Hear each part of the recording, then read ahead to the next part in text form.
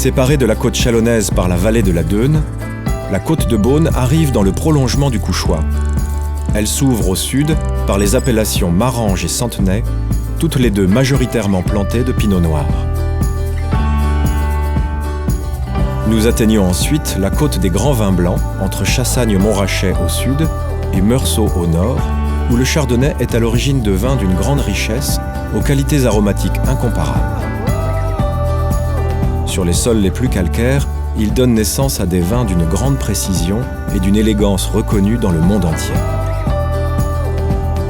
En cheminant vers Beaune, le pinot noir reprend ses droits. Il s'étale sur les versants de vallées transversales creusées par des rivières. Vallée de la Vendaine à Pommard, au sud de Beaune, et vallée du Roing à Savigny-les-Beaunes, au nord.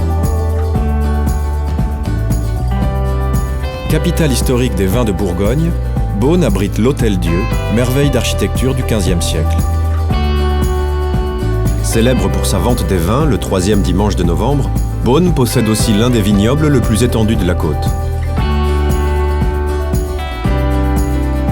La côte de Beaune s'achève en beauté avec la colline de Corton.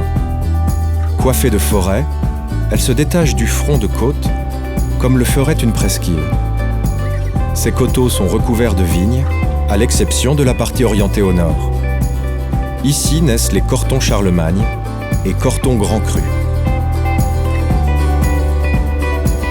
À l'ouest, la côte de Beaune est bordée par un vignoble à l'altitude plus élevée, les Hautes Côtes de Beaune, où la vigne alterne avec les prairies et les forêts, se localisant là où les conditions sont les plus favorables.